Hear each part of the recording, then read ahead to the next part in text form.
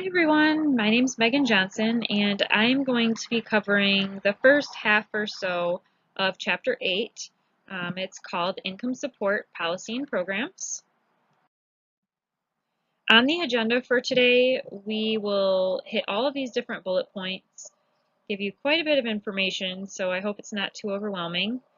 The first bullet point that we will look at is what is income support programs, history, economics, politics, ideology, and social movements, something that we're all pretty used to. So what is income support?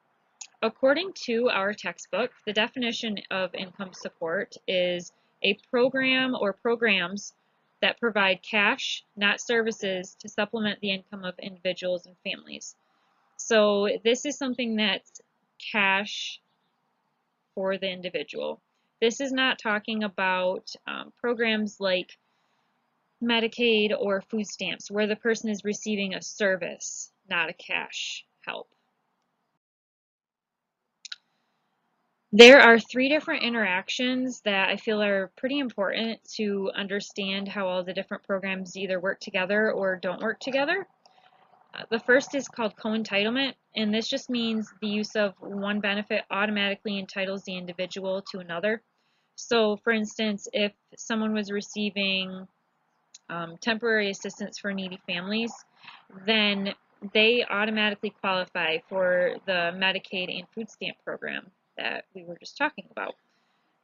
The reason why is because the person already established that they're in need and their poverty level is low enough to receive temporary assistance for needy families, so that automatically makes them eligible for the other two programs. The second one is called automatic disentitlement, which is literally the exact opposite of co-entitlement. So it is meaning that if the individual is receiving benefits, then similar programs they are not eligible for, and it eliminates the duplication of benefits being used. Unintended co-entitlement is when individuals are mistakenly authorized to get money from several different sources. Congress actually ended this dual enrollment in the 1980s and made it so that it's easier for individuals to not have that dual enrollment happen. So this is a list of the different income support programs that we will be going over. They are in order of the way that we will be talking about them. The first will be Social Security, followed by disability insurance, supplemental security income or SSI, temporary assistance for needy families or TANF, workers' compensation, the earned income credit, earned income tax credit, general assistance, individual development accounts or IDAs, and basic income grant, also known as BIG. So Social Security is officially known as OASDI, and what that stands for is Old Age Survivors Disability Insurance, and it includes both an old age pension and disability insurance. It is the single largest program, and it covers 159 million workers. The benefits are provided to 56.7 million people, and 45.9 million are pension benefits, and 10.9 million are receiving the disability benefits. The type of payment is a monthly cash payment, and the average monthly payment for all retired workers was about $1,234, but the single retired worker can receive up to $2,513 a month. For some reason, I can't get this video to work, so I am going to ask all of you guys to pause me, sorry, and go take a quick look at that video. It's not that long, and then come back and we will move on to the next slide.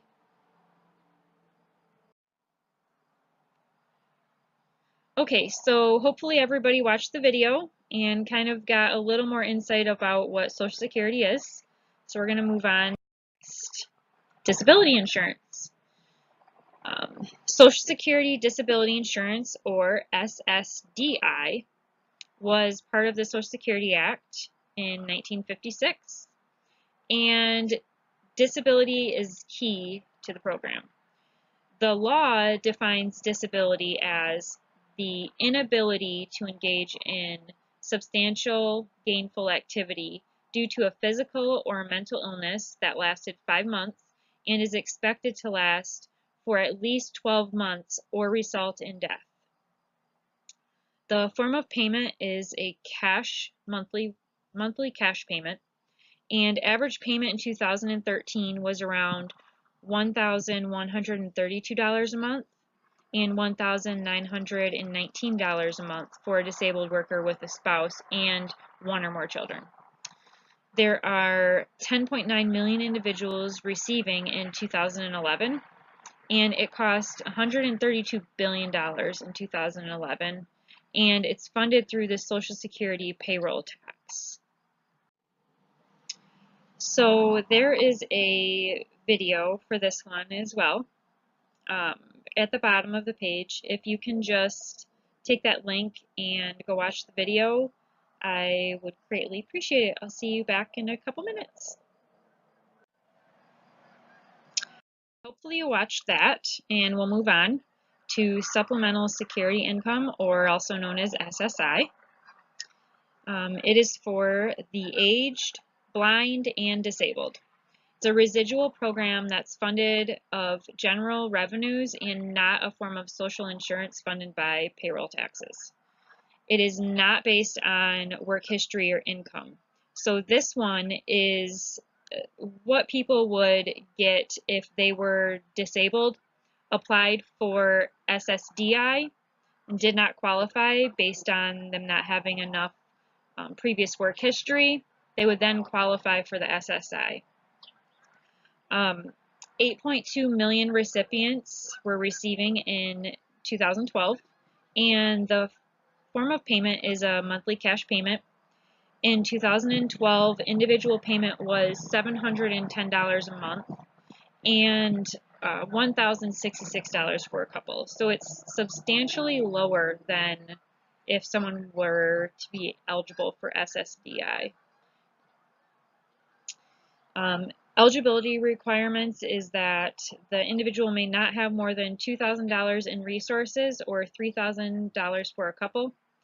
They must be have established U.S. citizenship or legal resident status, and the monthly income is less than the SSI payment. Substance abuse users cannot receive unless they have another disabling condition.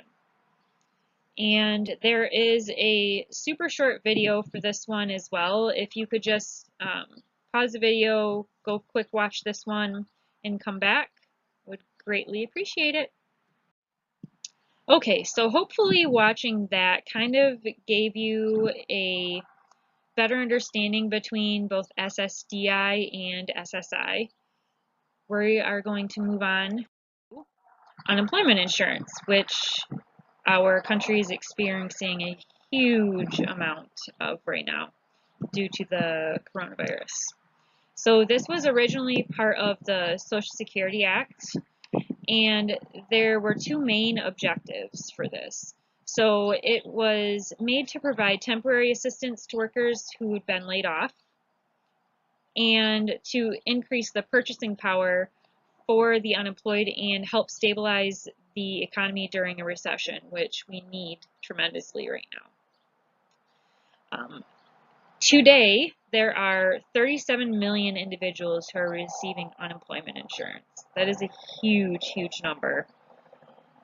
The form of payment is in a biweekly payment, and average payment in 2012 was $300 a week.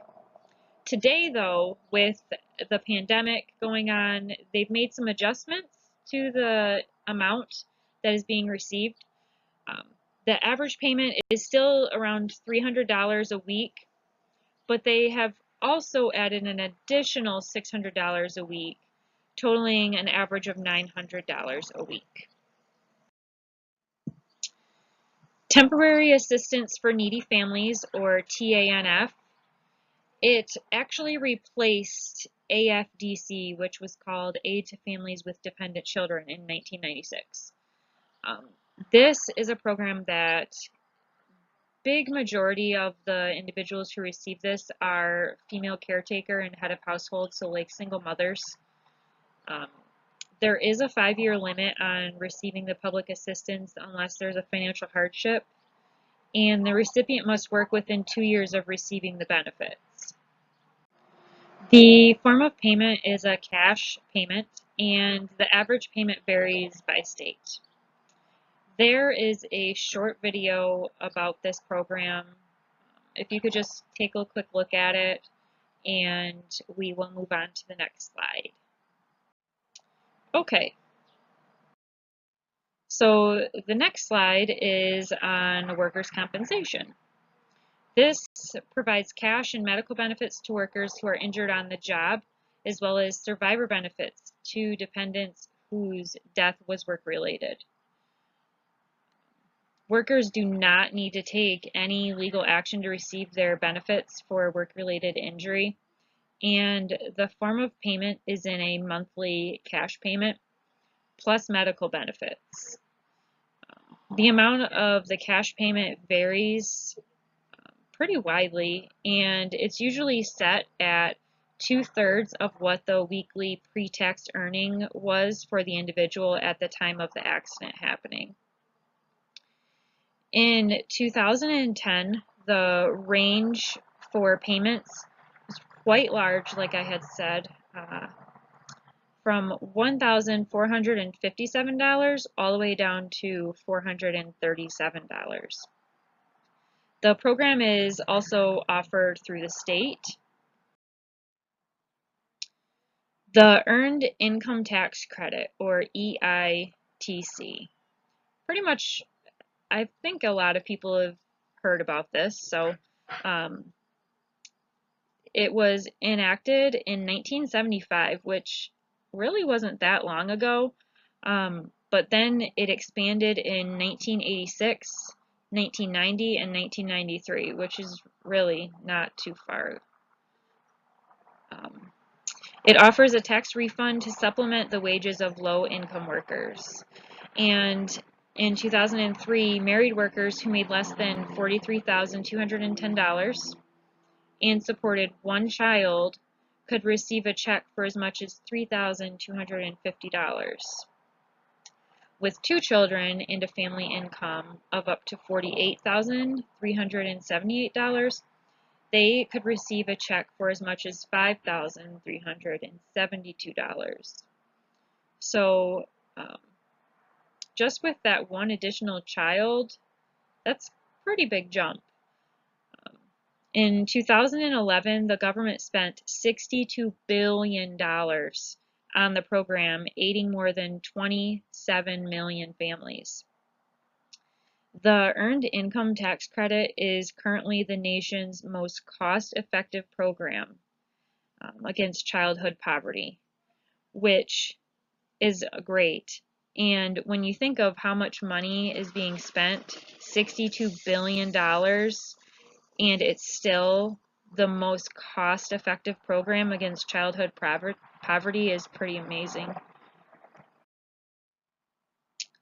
General assistance, prior to this reading of the chapter, I never heard of general assistance before. And there's kind of a good reason for that. Anyways, it is to provide locally administered and locally financed to help individuals under the age of 65 who are not eligible for aid. So they're not eligible for any aid. So then they would receive, the general assistance. The Social Security Act authorized these programs, but they specified that they could be implemented only at the local option without using any federal money at all. So this is strictly locally funded, no federal money whatsoever. After passing the TANF, or Temporary Assistance for Needy Families, in 1996, the number of the general assistance programs decreased a ton. In 2011, only 30 states had retained their general assistance programs, and only 12 out of those states provided benefits to adults who did not have some type of help.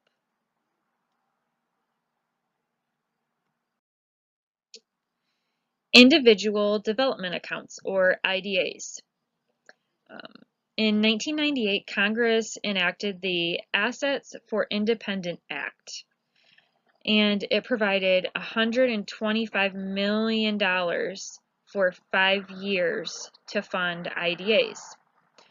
And within the past decade, according to our textbook, there have been more than 9,400 new homeowners, 2,700 educational purchases, and 6,400 small business startup and expansion purchases. IDAs have become a significant tool for social policy, and the program is different because it's not necessarily a cash income, but it's more about assets. And under the most IDAs, the government would match savings by the poor with its own contribution. So typically the government adds $1 or $2 for every dollar that the poor saves. Particularly those who receive TANF are the individuals who qualify for this.